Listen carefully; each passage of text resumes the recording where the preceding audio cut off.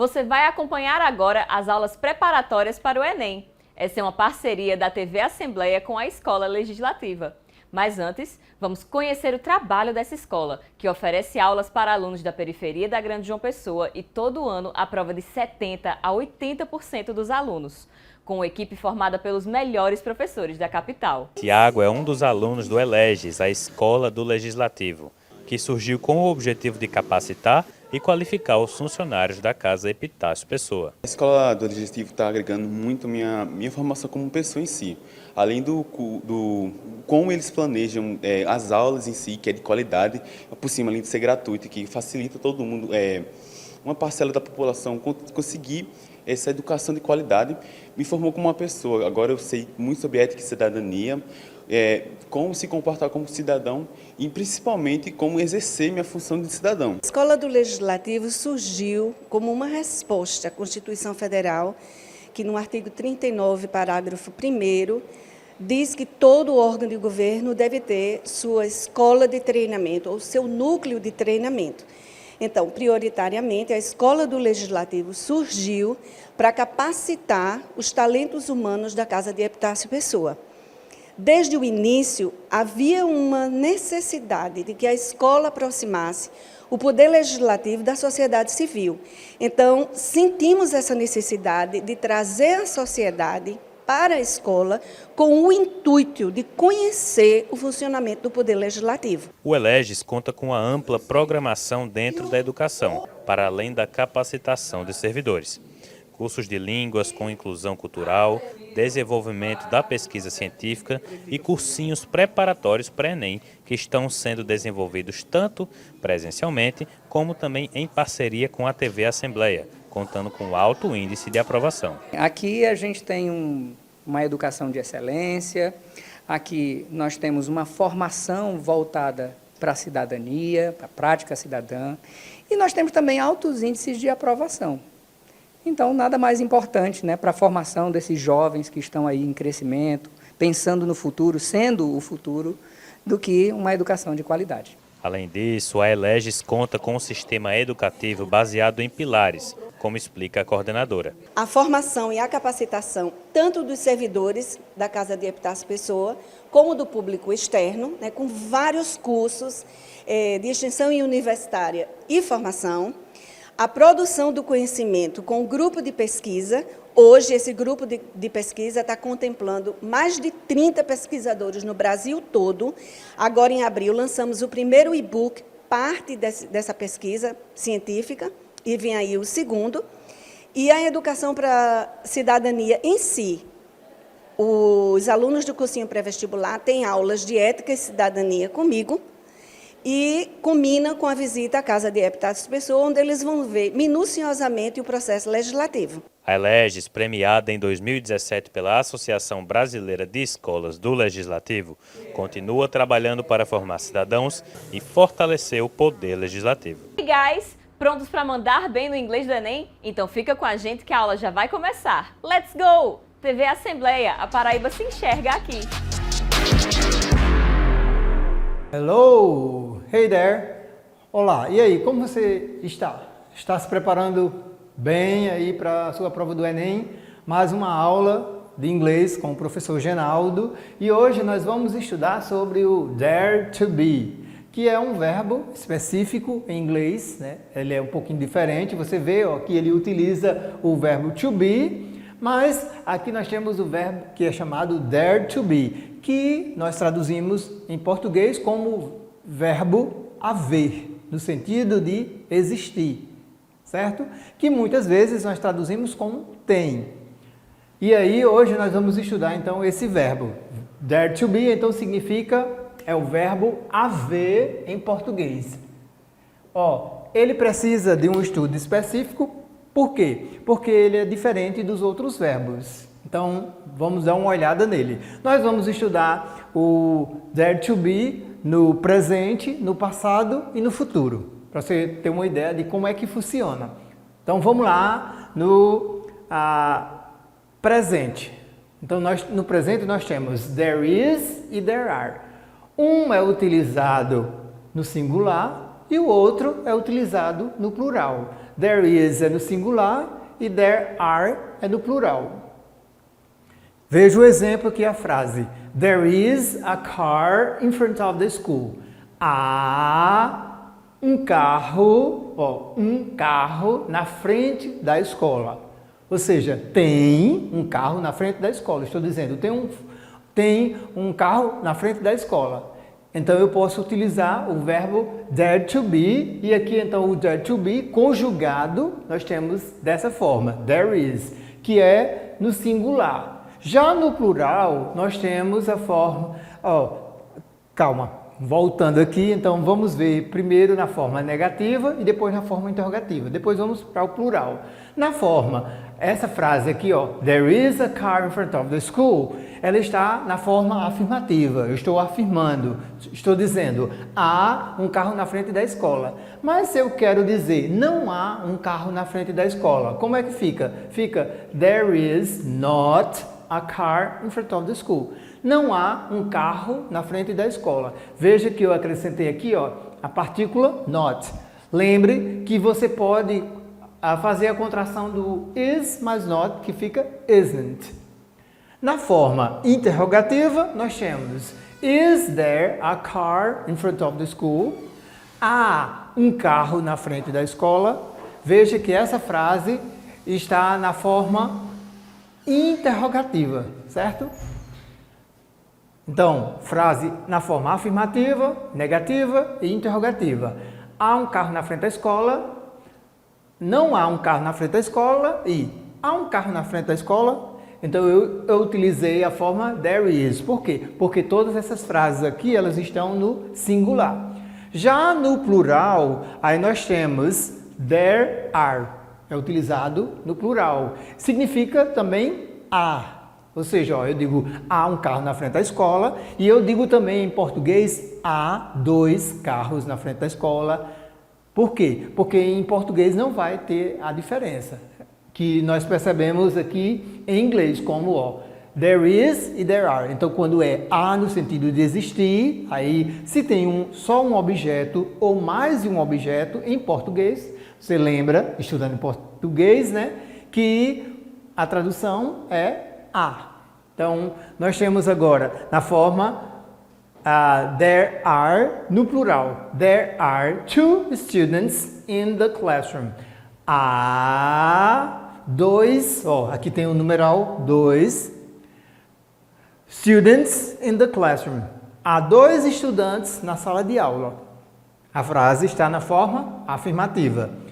Na forma negativa, there are not 2 students in the classroom. A frase está na forma negativa. Como é que eu sei? Porque tem a partícula not aqui, indicando que está na forma negativa. Lembre-se que nós podemos ter a contração de are mais not, pode ficar aren't.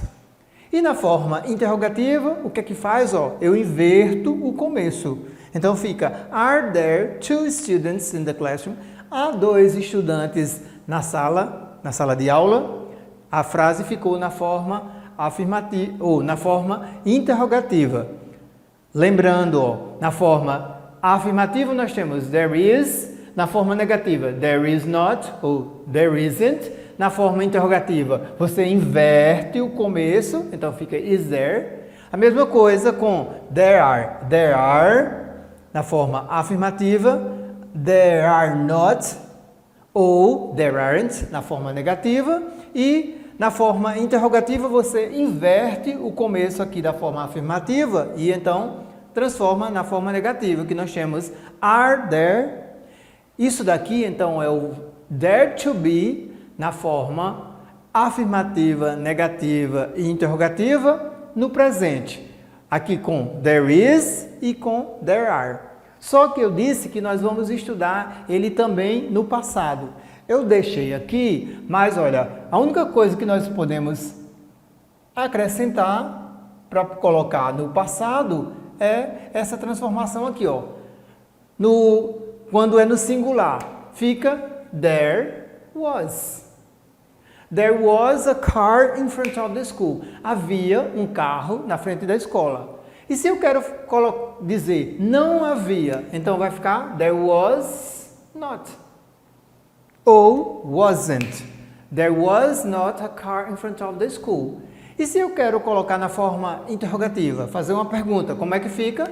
Aí, ó, was there. Peguei a frase afirmativa e inverti o começo. Was there a car in front of the school? E aí, então, nós temos a frase usando o there to be na forma afirmativa, negativa e interrogativa, no passado, no singular. E se for no plural, como é que fica? A mesma coisa, acrescenta agora were, que é o plural. There were, havia 2 estudantes na sala de aula.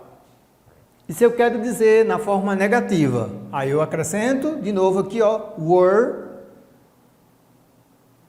There were not 2 students in the classroom. Não havia 2 estudantes na sala de aula. Lembra que pode ter a contração aqui, ó. Were mais not fica weren't.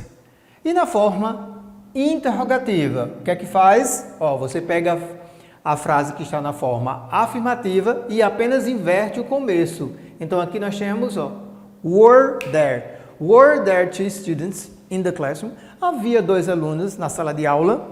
E aí nós temos o there to be na forma aqui afirmativa, negativa e interrogativa no singular. E nós temos o there to be no passado na forma afirmativa, negativa e interrogativa no plural. Mas nós podemos também ter o there to be no futuro. There will be a student there. Ó, eu quero dizer, haverá um estudante lá. There will é utilizado para indicar o tempo futuro. E aqui nós temos o be. Então, ó, there to be ficou there will be a student there. Haverá um estudante lá. Então, você vai para algum lugar, lá haverá um estudante lá quando você chegar. Então, eu utilizo aqui, there will be a student there. E essa frase, ela está no futuro, eu estou utilizando there to be. Está na forma afirmativa. E se eu quiser colocar na forma interrogativa, o que é que vai acontecer? Você inverte o começo. Will there be a student there? Haverá um estudante lá? Will there be a student there? Ó, a frase ficou na forma interrogativa. Ou seja, eu peguei a frase da forma afirmativa e apenas inverti o começo da frase. Mas, e se eu quiser colocar na forma negativa? Como é que vai ficar? Fica o seguinte, ó. Você pega a frase na forma negativa, depois, aliás, a frase da forma afirmativa, e depois do will você acrescenta o not. Então, nós temos there to be no futuro na forma negativa. There will not be a student there. Na forma negativa.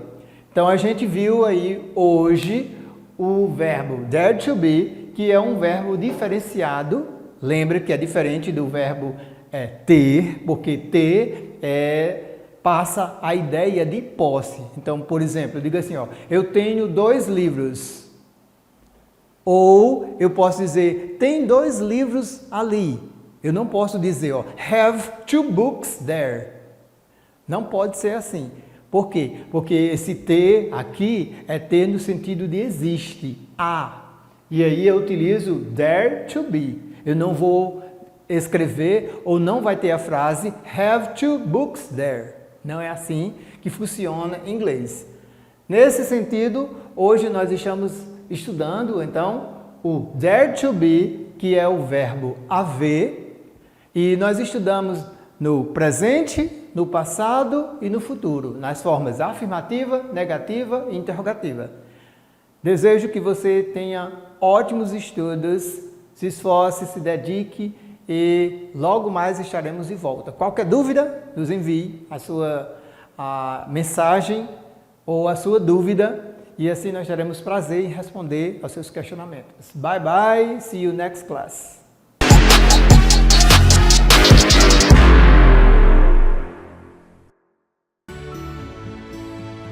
Quando Samuel encontra um lugar tranquilo para se acalmar durante uma crise sensorial, isso significa proteção.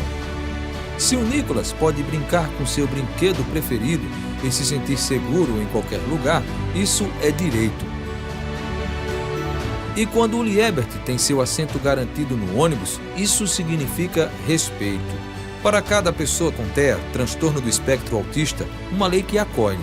A LPB transforma a inclusão em política pública, com leis que garantem os direitos das pessoas com TEA na Paraíba. Inclusão é lei. A LPB, sua vida passa por aqui.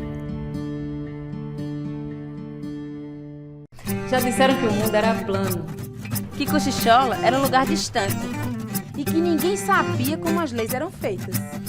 Ainda bem que o mundo evolui. Agora todo cidadão pode seguir de perto e participar em tempo real de tudo o que acontece na Assembleia Legislativa. Acompanhe a prestação de contas na internet, participe dos debates nas redes sociais. Não há mais distância entre você e o trabalho dos deputados. Assembleia Legislativa. Conectados com você, somos muito mais. Eu não sou diferente de ninguém. Quase todo mundo faz assim. Eu me viro bem melhor quando tá mais pra bom que pra ruim. Não quero causar impacto, nem tampouco sensação. O que eu digo é muito pesado, é o que cabe na canção. Eu não sei viver triste sozinho, é a minha condição. Iguais na diferença, campanha pela inclusão das pessoas. Bom dia, gente. Eu vou poder ficar café. Nossa beleza está na nossa essência. Mãe, cuida dele pra ele jogar. Acreditamos em sonhos e sonhamos alto. Vencemos barreiras e estamos conquistando cada vez mais espaços no mercado de trabalho. Ainda temos muito a conquistar. O tempo nos mostrou que é possível sonhar e que sonhos se realizam. Uma homenagem da Assembleia Legislativa às Marias e Marias de todos os recantos da Paraíba.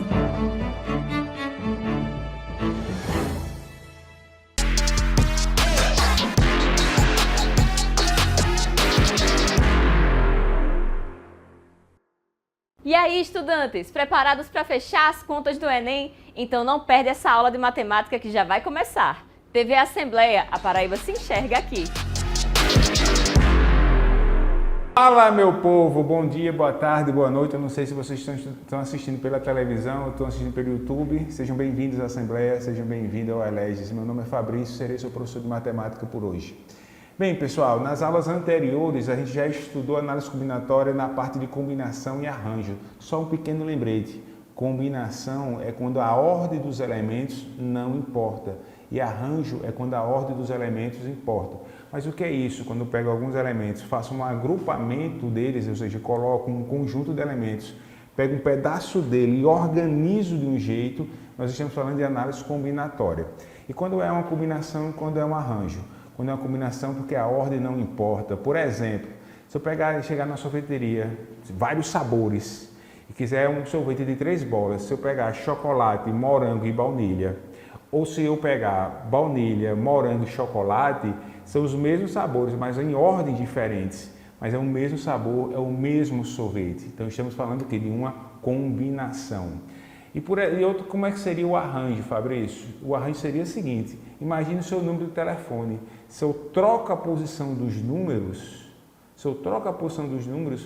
é outro número, já é outro telefone, vai cair em outra pessoa se eu trocar a posição dos números, por exemplo, tá bom? Então aqui a gente está falando de arranjo. Hoje a gente vai estudar a permutação simples, sem repetição e com repetição, tá bom? Permutação, pessoal, ele é um arranjo, tá? A diferença de arranjo para uma permutação é a quantidade de elementos e a quantidade de lugares que eu vou organizar. Na maioria dos casos, quando eu tenho muitos elementos e colocar em lugares colocar em lugares que menor quantidade do que a quantidade dos elementos, nós estamos trabalhando com arranjo. Como assim, Fabrício? Imagine que você tem 10 elementos e quer organizá-lo em 3 lugares. Então perceba que tem 10 elementos, 3 lugares. A posição deles importando. Então estamos falando de um arranjo. 10 elementos, 3 lugares. Então estamos falando de arranjo.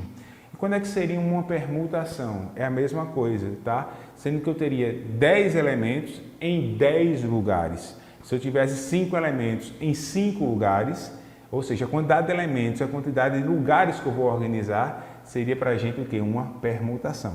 Então a diferença de permutação para arranjo é a quantidade de quê? De lugares e a quantidade de quê? De objetos, tá? Quando os objetos e lugares forem o mesmo, permutação. Quando forem distintos, é o nosso arranjo. Então, vamos embora. Hoje o que a gente vai aprender? O que é permutação, permutação simples, permutação com repetição e vamos fazer algumas questões de Enem, tá bom? Então essa aula vai ter 2 partes, tá bom?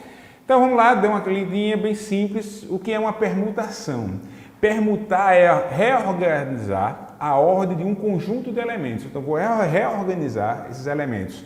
Cada nova ordem, ou seja, cada nova organização é uma permutação diferente, tá? Então, ou seja, se eu organizar os elementos e for diferente, estamos falando aqui de um arranjo, tá?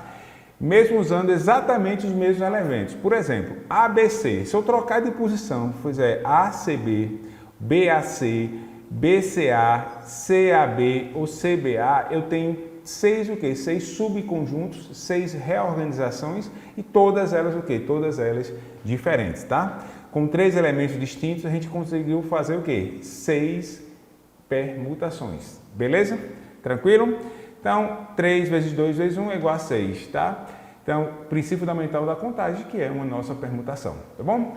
Elementos distintos, nenhuma repetição. Então, preste atenção. Hoje a gente está vendo sem repetição, tá bom? Permutação simples é um número de modos de organizar N elementos distintos em sequências usando todos eles. Ou seja, se eu tenho 10 elementos, eu vou usar os 10 elementos. Se eu tenho 5 elementos, eu tenho que usar os 5 elementos. Então a forma para a gente é qual? Pn igual a n fatorial. Ou seja, esse n para a gente é a quantidade de quê? De elementos que nós temos. Olha o exemplo anterior. Quantos elementos eu tenho? 3. Então como é que seria essa resposta, Fabrício? Pn seria P3, que é igual a 3 fatorial. E quanto é 3 fatorial? 3 vezes 2 vezes quanto? Vezes 1, que dá 6, que é o princípio fundamental do que? Da contagem, certo? Beleza? Anagramas da palavra sol, por exemplo. Sol, para a gente, é um anagrama que a gente conhece e sabe o significado, S-O-L. Mas se eu trocar de posição as letras, continua sendo um anagrama, sendo que talvez não tenha sentido na nossa língua, por exemplo, tá? Então, anagramas é organizar palavras com ou sem o quê? Ou sem sentido. Quantos anagramas, sequência de letras com ou sem sentido, podemos formar com a letra S, O e L? Cada uma usando uma única vez. Então, eu posso usar a palavra sol, posso usar SLO, posso usar OSL, posso usar OLS, LSO ou LOS. Quando eu faço desse jeito, eu estou fazendo as minhas possibilidades, ou seja, eu estou vendo todas as possibilidades que pode ser escrito, tá? Claro que 3 letras é fácil você fazer isso, mas eu imagino uma coisa de 100 letras, 200 pessoas, tá? Então, 200... Então fica mais complicado você fazer na mão, tá? Então, por isso que tem a matemática e tem as fórmulas. Então, qual seria a quantidade de letras que nós temos? Temos 3, seria PN, seria o P3, que é igual a quanto? 3 fatorial, e 3 fatorial é 3 vezes 2 vezes 1, que é igual a quanto? Que é igual a 6. Tranquilo? Então, entenderam aí? Permutação é organizar os elementos, tá? Os elementos de um conjunto. Agora, a ordem aí, no caso, importa, tá, pessoal? Então, cada posição que esses elementos se encontram é outra possibilidade, tá bom? Vamos ver aqui o Enem Digital de 2020. O e-mail de Eduardo, tá? Então, aqui eu reduzi aqui a questão, mas aqui o comando é bem simples. Eduardo quer criar um e-mail com um anagrama das 7 letras de Eduardo, ou seja, ele quer fazer um e-mail quer usar as mesmas letras do seu nome.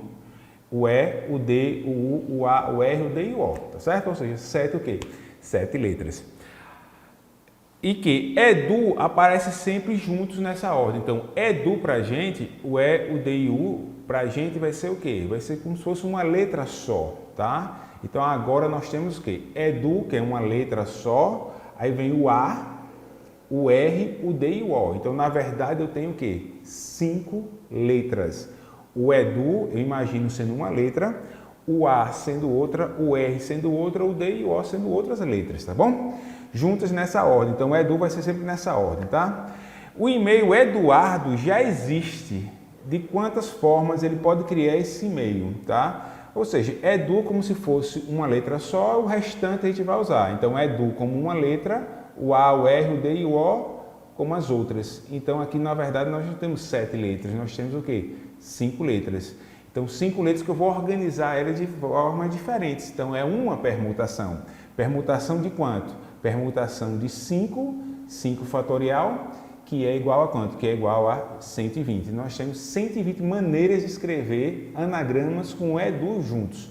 Mas cuidado com a pegadinha que está no Enem. A resposta não é 120. Mas por que não é 120? Porque aqui no nosso texto, ele diz aí que o e-mail Eduardo já existe. Então, eu não posso usar a palavra Eduardo como fonte do meu e-mail. Então, o que acontece? Eu vou retirar daquelas 120 possibilidades, eu vou tirar uma, então ficando quantas possibilidades? 119. Tranquilo? Beleza? Então, entendemos aqui, pessoal, o que é uma permutação sem repetição, organizar todo mundo, e essa organização tem possibilidades o quê? Diferentes. Então, a fórmula é Pn, que é igual a N fatorial. Bem, agora vamos com os anagramas que se repetem, ou seja, palavras que se repetem. Por exemplo, a palavra ovo, eu tenho o O, o V e o O.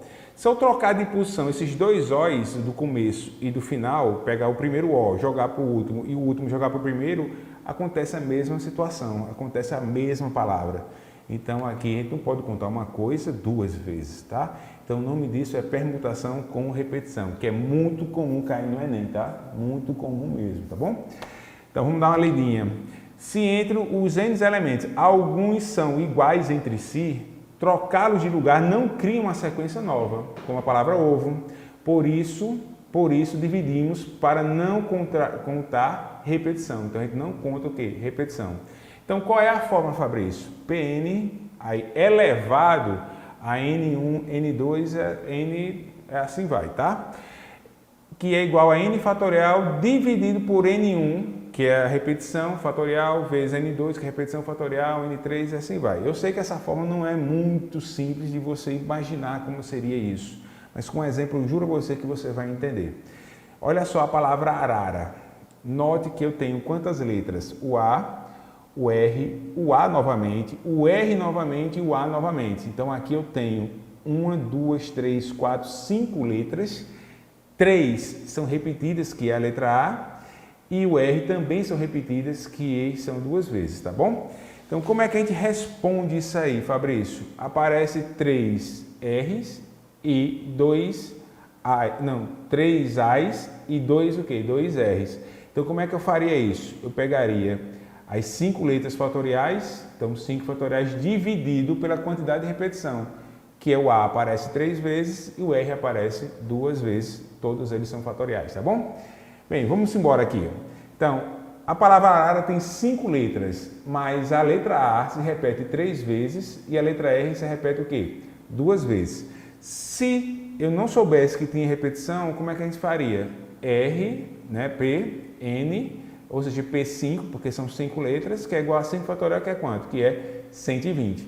Claro que se você trocar, aqui está todo mundo, ele está considerando até se eu trocar esse primeiro R com esse quarto R aqui, se trocasse de posição ficasse diferente. E não é, cara. A gente sabe que se eu trocar a posição desses 2 R, fica a mesma palavra. Então, o que é que você tem que fazer? Dividir por 3 fatorial, que é a quantidade de A's que aparece, e dividir também por quanto? Por 2 fatorial, que é a quantidade de quê? De R que aparece. Quando eu faço essa continha, vai ficar 120, que é 5 fatorial, dividido por 3 fatorial, que é a repetição dos A's, 2 fatoriais, que é a repetição de quem? Dos R's. Quando eu faço essa continha, vai dar exatamente quanto? 10 anagramas com a palavra o quê? Com a palavra arara e não 120, tá bom? Beleza? Olha aqui uma questão que caiu no Enem, galera. Então, é o seguinte. Inspirado no anagrama de Tom, aí o inglês aí não é tão bom assim, I am Lord Voldemort, daquele pessoal de Harry Potter, alguma coisa assim, tá? Quantos, caiu em 2020, tá? Quantos anagramas de I am Potter existe com as vogais e consoantes sempre intercaladas? Então, tenha que ter cuidado aqui, tá? Quantas vogais você tem aí? Você tem o A, tem o I, o O e o E. Então, nós temos 4 vogais. Quantas consoantes nós temos? O P, o M, o P, o T e o R. Ou seja, o T apareceu aí quantas vezes? 2 vezes, tá bom? Ele quer intercaladas. Então, você tem aqui 4 consoantes e você tem o quê? 4 vogais e 5 consoantes. Desculpa, 4 vogais e 5 consoantes. Você quer intercalar elas. Então, perceba, olha aqui para minha mão, tá?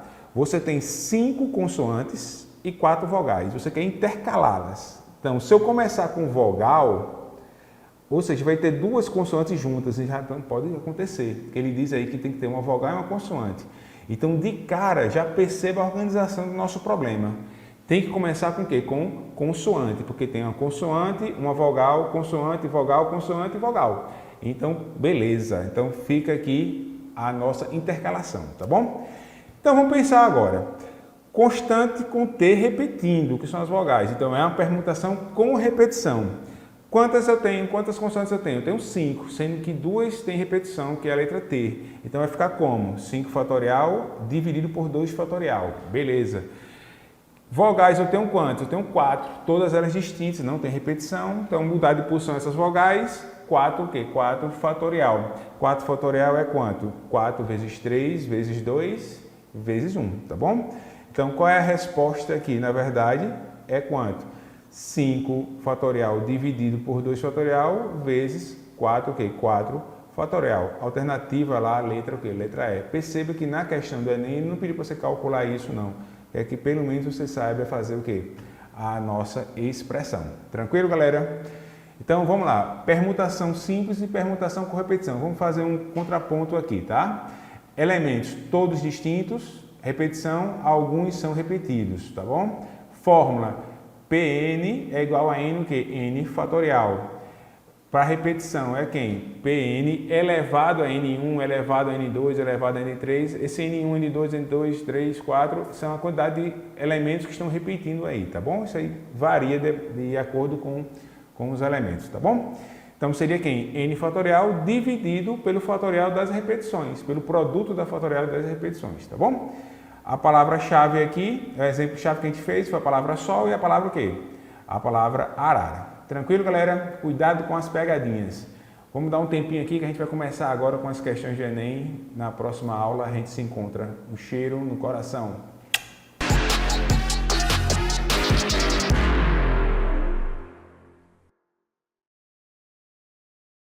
Eu já falei que eu não gosto de você. Quando eu conheço. Se ele levantar a mão de novo, ninguém precisa se calar. Divulgar foto íntima sem consentimento é crime e tem lei que pune. Se alguém me importunar, eu não estou mais sozinho. Na Paraíba, respeito não é favor, é lei. A Assembleia Legislativa transforma a proteção às mulheres em política pública. A LMB, sua vida passa por aqui. A Assembleia está cada vez mais perto dos paraibanos. No último ano, foram 12 sessões itinerantes em todas as regiões do estado. Também foram realizadas audiências públicas no interior, debatendo temas importantes para a Paraíba. A Caravana da Inclusão levou apoio a mais de 3 mil famílias de pessoas com deficiência. E o programa Rompa o Ciclo da Violência percorreu o interior com informação e orientação no combate ao feminicídio. A Assembleia Legislativa da Paraíba, cada vez mais perto de você. Olá, eu sou o Eri Alves, apresentador do AL Notícias, que toda semana leva até você os principais acontecimentos no Poder Legislativo da Paraíba. O trabalho dos parlamentares, o que virou lei, além da prestação de serviços ao cidadão paraibano a partir da Assembleia Legislativa. O AL Notícias, o nosso telejornalismo, vai ao ar toda semana em 3 edições, 9 horas da manhã, 1 hora da tarde e 7 horas da noite. Então, espero você aqui. TV Assembleia, a Paraíba se enxerga aqui. Reciclar resíduos orgânicos em áreas urbanas dentro da própria residência. Essa é a proposta do projeto Minhocasa, que desenvolve técnicas de reciclagem com o emprego de minhocas. O kit para uso doméstico é formado por 3 recipientes plásticos sobrepostos. Inicialmente, os resíduos devem ser colocados na caixa do meio, onde estão as minhocas. Além dos resíduos, é preciso colocar também material seco, como folhas, capim ou até mesmo guardanapos usados.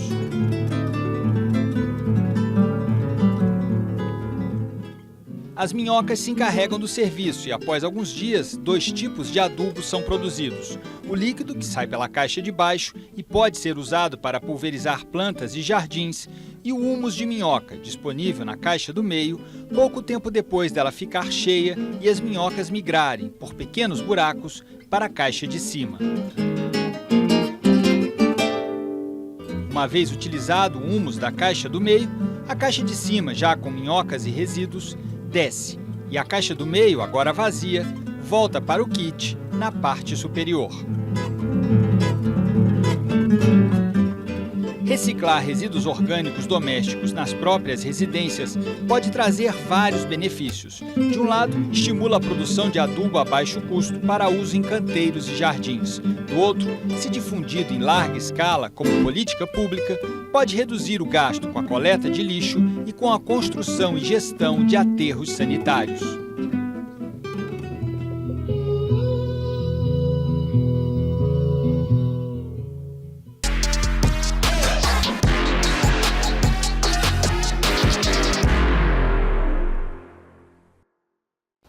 Fala galera, bora garantir aquela nota alta na redação? Fica ligado que agora tem aula com as dicas essenciais para você arrasar no texto.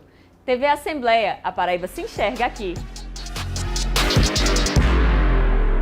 Olá pessoal, sou Emily Barreto, professora de redação do ELEGES. Esta é a nossa 8ª aula, cujo conteúdo será voltado aos argumentos frágeis e argumentos falaciosos que, infelizmente, alguns alunos colocam na redação achando que estão abalando, mas, na verdade, estão perdendo ponto na competência 3.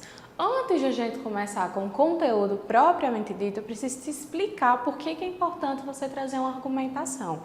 Veja, a redação que você está fazendo é do tipo dissertativo argumentativo, tá? O que é isso, professora? Você precisa falar sobre alguma coisa, no caso vai ser sobre aquele tema, ou seja, a democratização do acesso ao cinema, pobreza menstrual, abandono dos animais, tráfico de animais silvestres, você está falando sobre esse tema, e argumentativo porque você vai levantar pontos de vista, certo? Professora, de quem são esses pontos de vista? É claro que são seus. Você levanta 2 argumentos, um para o primeiro desenvolvimento, um para o segundo desenvolvimento, e aí você os aprofunda. Quando chegar na conclusão, você resolve as problemáticas que você levantou. Só que qual é o problema?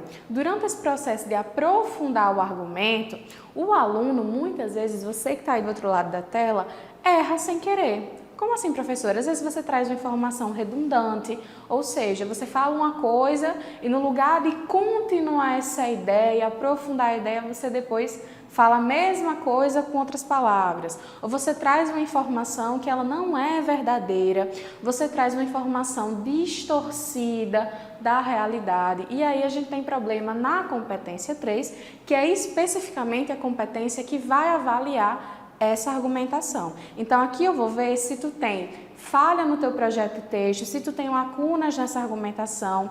Lembra que eu te disse várias vezes, o corretor é que não é uma criança de 5 anos de idade. Ele vai ficar procurando essas lacunas, ele vai ficar fazendo um monte de pergunta, e aí para evitar que ele faça isso no seu texto, eu preciso ter uma argumentação muito bem organizada, tá? Aqui eu selecionei os principais argumentos problemáticos que a gente tem, os tipos problemáticos, tá? Não se restringe a isso, mas é o que a gente pode nesse espacinho aqui de quadro, tá? Os mais recorrentes também, infelizmente. Veja, Aqui nós iniciamos com a falácia do espantalho. O que é isso, professora? É quando você distorce ou você deturpa alguma informação daquele argumento, tá? Veja, a criação de medidas para reduzir o desmatamento transformará todo o território nacional em uma floresta intocável, proibindo qualquer produção agrícola.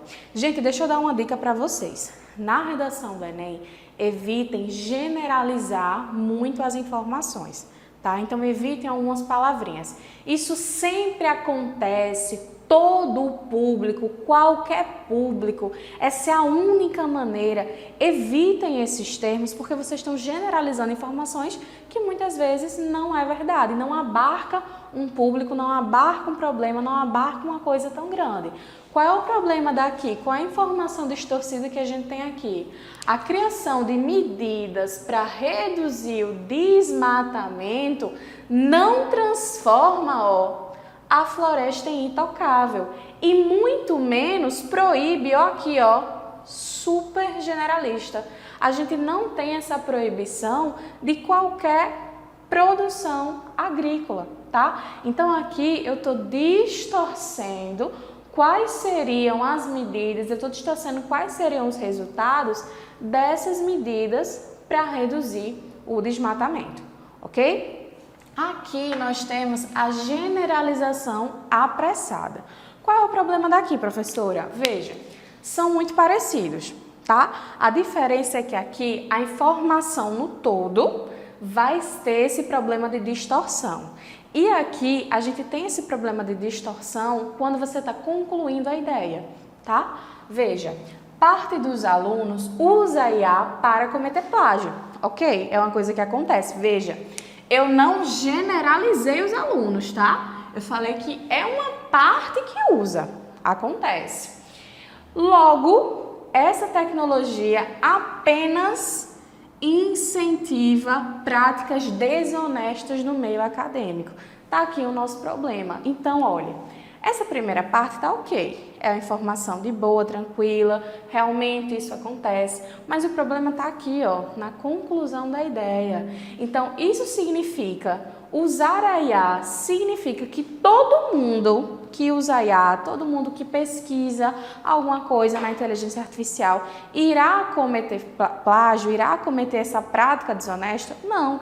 Então, como é que eu posso falar que a IA serve e incentiva só isso?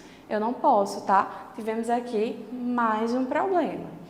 Aqui na falsa causalidade, gente, top 3, está no top 3 problemas que o aluno traz na argumentação.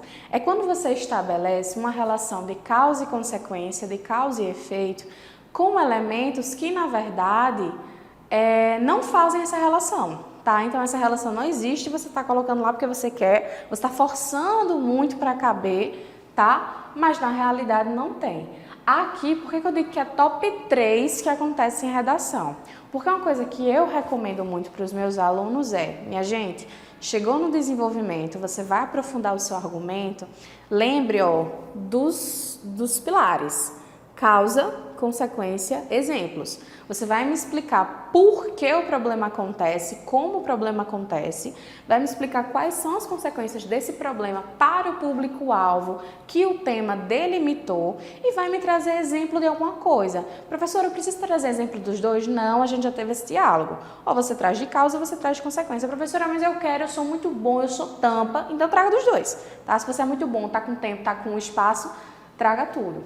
Mas qual que é o problema? Às vezes o aluno traz essa noção de causa e efeito que não tem relação nenhuma, tá? E eu pergunto, eu sempre boto uma setinha e digo, meu amor, como é que essas duas estão relacionadas, essas duas ideias? Não estão, tá? Então veja, com o aumento do uso das redes sociais, os casos de ansiedade cresceram entre os jovens. Beleza.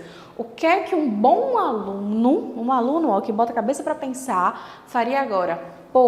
Vou trazer agora um dado para embasar esse ponto. Vou trazer agora uma justificativa que mostra esse aumento. Ou vou trazer agora, consequência, algo para embasar essa informação. Mas onde é que está o problema? O que vem embaixo, tá? Então aqui eu falo que o uso das redes sociais aumentou a ansiedade entre os jovens, tá?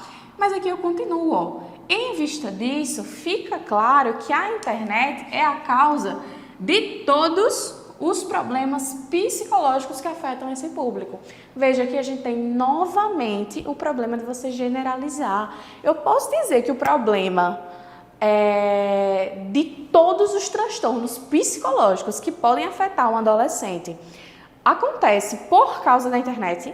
Gente, eu não posso, tá? A gente pode levantar aí pesquisas, pode falar sobre o aumento da ansiedade, o aumento da depressão, mas eu não tenho como dizer que tudo que vai abarcar esse jovem é culpa da internet, certo? Então aqui é uma relação de causa e consequência que não existe. Na realidade, isso não está correto, tá? Então a gente tem aqui um argumento falacioso, deturpado. Aqui onde nós entramos também está lá no top 3, que é o raciocínio circular. O que é isso? Aqui você me diz basicamente o seguinte: pô, professora, o céu está lindo. E é por isso, professora, que lindo está o dia de hoje. Veja, você não falou nada com nada, tá? A informação que você trouxe em primeiro plano foi a mesma informação que você trouxe depois. Isso é um argumento circular, um raciocínio circular. No lugar de você andar com as suas ideias, você para num ponto só e não consegue desenvolver. Como é que você desenvolveria? Professora, hoje o dia está lindo, pois o sol raiou, não tem nenhuma nuvem no céu. Ou seja, você me justifica o porquê que esse céu, que esse dia hoje está maravilhoso. Veja aqui como é que acontece. É preciso pontuar que a função do Estado é investir em políticas públicas para os idosos, já que a obrigação da máquina governamental é dedicar-se às ações voltadas à população idosa. Professora, tá lindo.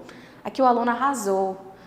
Ele arrasou como? Ele arrasou com ele mesmo, né? Porque aqui, ó, a partir daqui, ele só repete as ideias. Veja, é preciso pontuar que a função do Estado, obrigação da máquina governamental, é investir, dedicar-se em políticas públicas às ações voltadas para os idosos, a população idosa. Veja, até parece que ele tem um raciocínio legal, mas ele só repete aqui a mesma informação que ele trouxe no começo.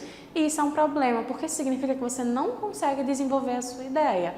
Aqui, o que você poderia me fazer? Explicar, por exemplo, por que esse investimento não acontece, se esse investimento acontece como, onde, quais são as políticas públicas que o Estado poderia investir para melhorar a qualidade de vida desses idosos. No lugar de você me trazer tudo isso, você só repete as ideias por meio de sinônimos, tá? Péssimo. Aqui a gente entra com um pensamento único. Gente, pensamento único é problemático na vida e na redação, certo? É quando você resume um problema muito complexo, uma solução complexa a uma única possibilidade, tá? Eu não estou dizendo que na sua redação você precisa trazer 1000 soluções para o problema. Não é isso. É tanto que você tem 2 argumentos, você vai resolver os seus 2 argumentos tranquilos. O problema é a generalização. É quando você diz o seguinte: a única forma de resolver isso é dessa forma. E veja, é muito perigoso porque normalmente essa generalização vem de uma forma muito extrema, tá? Não traz uma medida que é viável de ocorrer. São medidas extremas. Veja o problema. Para evitar o uso da IA como recurso para gerar o plágio acadêmico, a única medida possível é o banimento da ferramenta digital. Então veja, aqui eu reduzo todas as possibilidades de ação que a gente poderia fazer para evitar o uso da IA como recurso de plágio a banir a ferramenta, tá? Qual é o problema disso? É muito extremista. A IA está aí na nossa vida, não tem como negar, ela já se instaurou no cotidiano da gente. Então veja, eu não posso dizer que para a gente evitar o problema é só banir. Da mesma forma que aqui, vamos lá no comecinho, eu não posso dizer que a IA apenas incentiva práticas desonestas. Veja como são argumentos muito extremistas e argumentos que, de novo, não têm embasamento nenhum. Então, eu não tenho como provar isso, tá? Eu não tenho como banir a IA.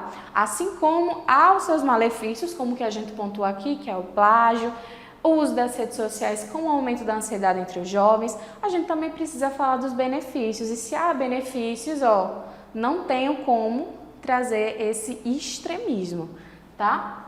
Aqui a gente entra com noções de, no lugar de você criticar e no lugar de você falar sobre o argumento, você vai falar sobre a pessoa, o público-alvo daquele argumento. Professor, eu nunca seria leso ao ponto de criticar o público-alvo. Gente, acontece.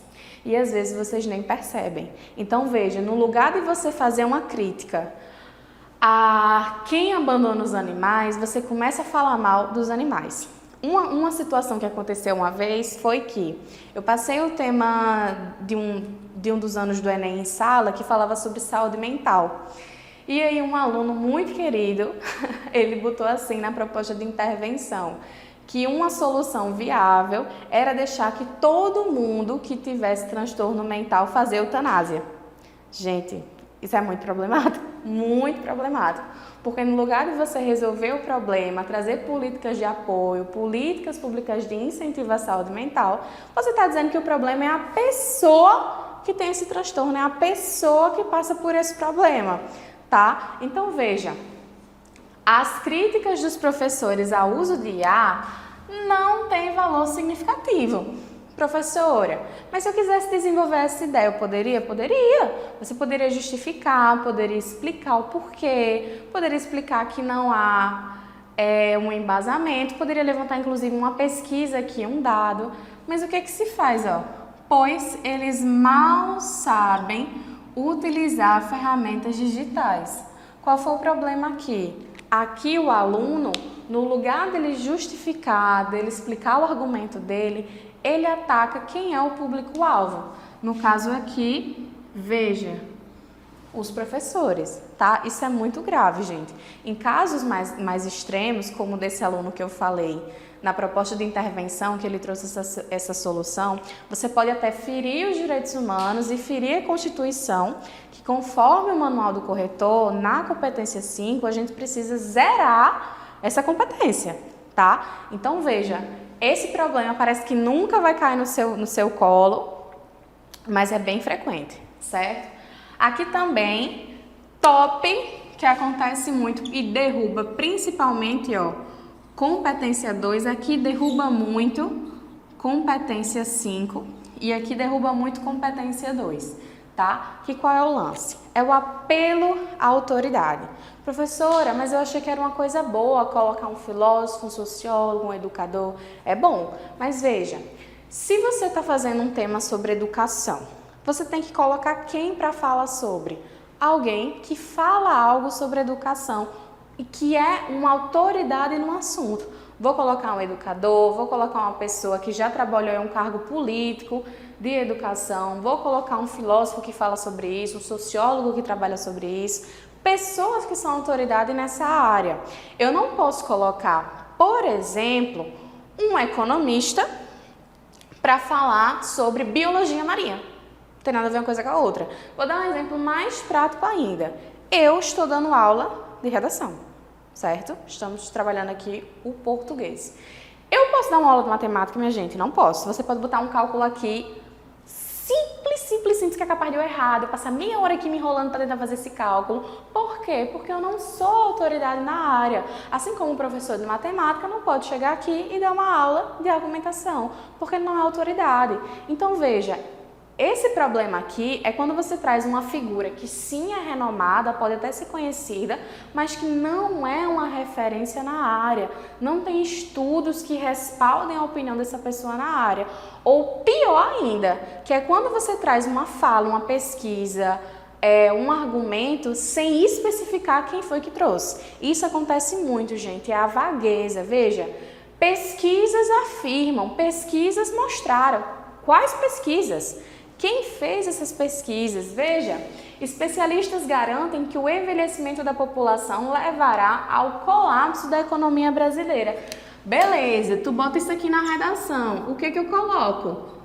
Quais especialistas? Especifica para mim. Pô, professora, foi o IBGE que fez uma pesquisa que falou isso. Pronto, então me especifique. Foi o IBGE, tá? O que não pode é deixar ou vago, de você não me especificar quem foi que trouxe essa informação, até porque isso aqui é um tipo de repertório que nem é legitimado, e por isso que ele afeta C2, tá? Vamos relembrar o que é um repertório legitimado, é aquele que tem uma fonte segura.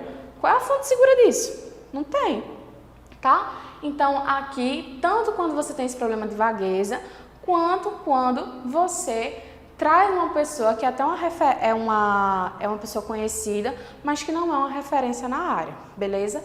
Nossa próxima aula vai ser sobre estratégias argumentativas. O que isso quer dizer? Hoje eu trouxe os problemas que mais assolam a vida do meu estudante queridinho. E na próxima aula eu vou te explicar quais estratégias você pode usar no seu texto, que o corretor adora, que ele olha e diz, meu Deus, que texto bonito, que texto maravilhoso, que texto de encher os olhos, certo? Então, eu lhe aguardo na próxima aula. Um beijo e até! Para reforçar os seus estudos, você pode acessar a Biblioteca Cidadã neste QR Code e baixar os materiais didáticos que você precisa para arrasar no Enem. E se você perdeu alguma aula, fica tranquilo, tem reprise às 5 da tarde e às 10 da noite. Fique por dentro de todas as informações seguindo a gente no Instagram, @tvassembleia.pb. TV Assembleia, a Paraíba se enxerga aqui.